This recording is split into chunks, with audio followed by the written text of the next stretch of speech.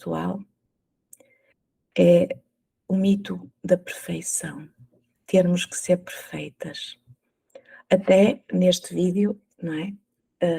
Eu teria que ser perfeita, dizer as palavras certas, não me enganar na apresentação ao mundo.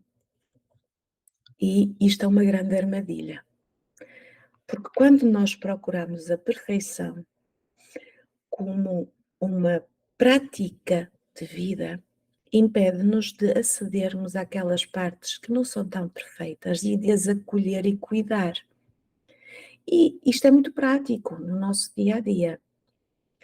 Nós representamos papéis nos diversos contextos e esses papéis são cada vez mais exigentes. Temos o mito da guerreira, o mito da mulher que é só luz, o mito da mulher que tem que estar bem em todos os contextos.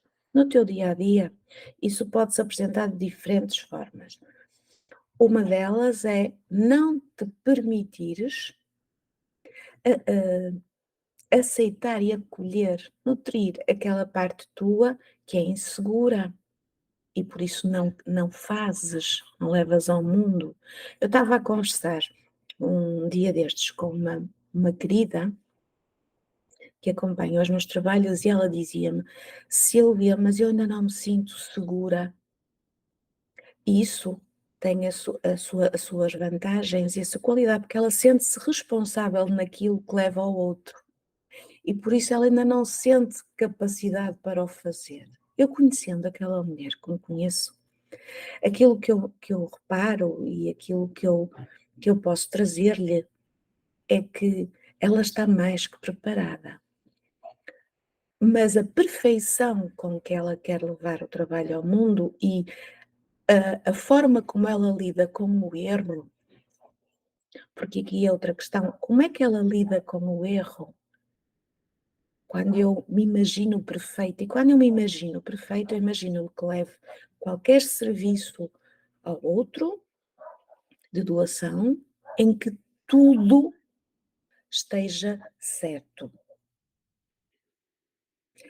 E nós sabemos, como humanas, que é muito necessário, e mais do que nunca, porque também há o outro extremo, que é da responsabilização, que é tudo é responsabilidade tua, por isso eu demito-me da minha responsabilidade como facilitadora dos resultados e o impacto que vai ter a minha ação contigo.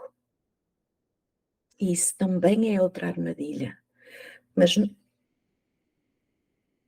neste caso específico, vem de um lugar que é o tens de. Tens de conhecer tudo, tens de saber tudo, os efeitos, as causas, tens que ser perfeita. Na verdade, o caminho faz-se pela imperfeição que é perfeita a cada momento. E é de uma autoexigência e de uma exigência que me leva sempre àquele lugar de uma criança a quem não lhe foi permitido errar, que não lhe foi ensinado que o erro faz parte da caminhada e é através do erro que se desenvolve e cresce. E crescer dói também. E também, por outro lado, há uma sensação de insuficiência constante. Quem trabalha com trauma, e eu trabalho com trauma, sabe que esta insuficiência não se cura de forma instantânea. Ou de forma, isto é, eu só quando me sentir suficiente é que eu vou fazer algo, ou eu vou ter algo, ou eu vou ser algo, não é? E esta insuficiência é, é trazida através de um complexo, e esse complexo de inferioridade. E quando nós estamos dentro de um complexo, nós somos dominadas, certo? Dominadas. Nós não temos o controle na nossa vida, no sentido de sermos protagonistas em nós mesmas e na ação no mundo. Então, isto são violências que nós trazemos a nós, que já nos foram trazidas, que nós as sentimos assim. E uma coisa que eu também gostava de deixar claro, que é, estamos numa sociedade,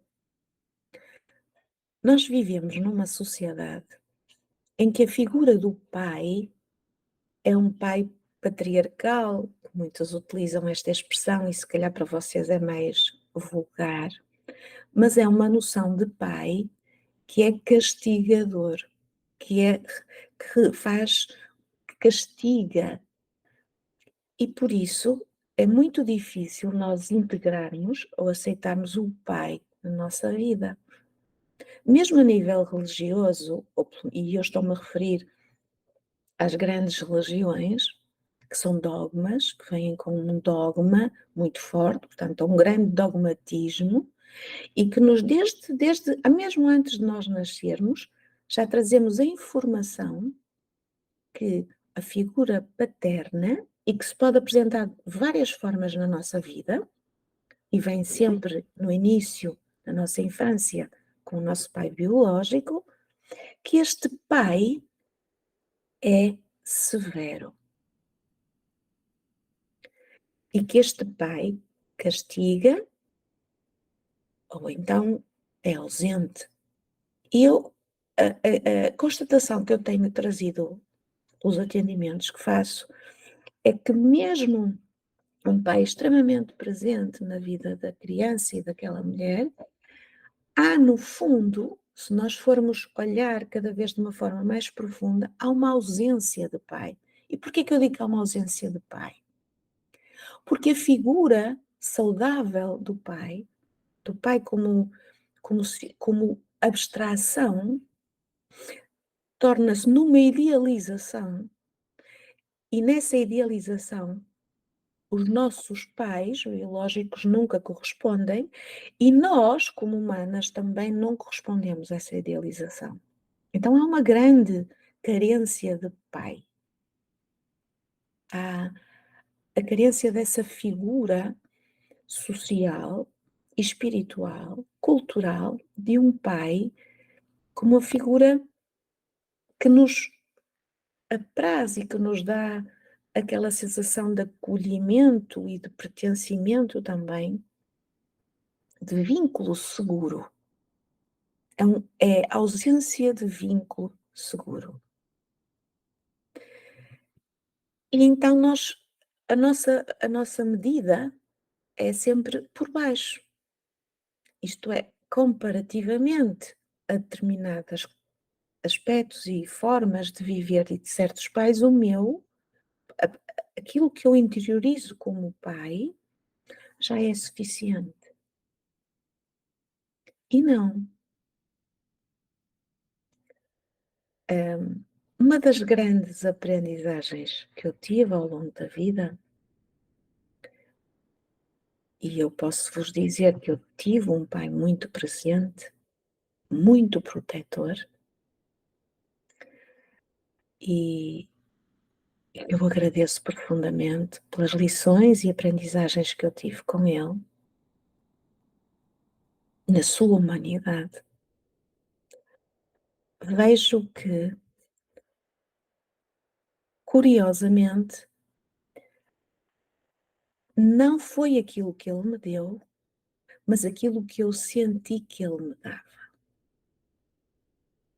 Então, há uma diferença entre aquilo que nós, num aspecto mais superficial, entendemos que o pai nos dá e que não temos problemas com o pai e que não temos questões com o masculino, mas basta sermos mulheres para termos problemas com o masculino. Basta ser mulher e basta ser homem. Mas neste caso eu estou a falar para mulheres, para vós, para ti, que há uma carência social de pai, há uma carência pessoal do pai. O pai traz limites, na verdade. O pai traz o mérito, o pai traz o caminho para o mundo. E até aqui nós temos contacto com o pai perverso, o masculino perverso, que nos diz que temos a obrigação de, o ter de, tens que fazer algo para merecer o meu amor, e daí vem a vergonha, não é? Porque nunca nos sentimos dignas, e aqui eu faço o paralelo para a religião, que nos diz que não somos dignas desse amor, mas também nos diz que nós somos feitas à sua imagem. Então é muito perverso, diria eu, é mesmo perverso. E quando nós fazemos o caminho, eu encontro mulheres por onde eu também já passei, e ainda em processo, obviamente, que aquilo que está dentro delas, as crenças acerca do pai, estão ainda muito cruas e muito por transformar, por ressignificar. Isso traz-nos grandes dores, com o masculino, com os homens, com o nosso masculino interior, nas relações de casal, com amigos, com a autoridade, porque o pai é a autoridade. Então, o tipo de autoridade que nós vivenciamos na nossa infância, no estado adulto e na sociedade ocidental, que é onde estamos, traz-nos grande formatação. E é curioso que a maior parte das vezes, e é natural também, não há consciência sequer dessa mesma formatação. E é prioritário trabalhar o masculino, mas trabalhar o masculino com profunda seriedade. E também, como o assunto é tão lato, tão extenso, tão visceral, trabalhá-lo com alguma leveza, com leveza.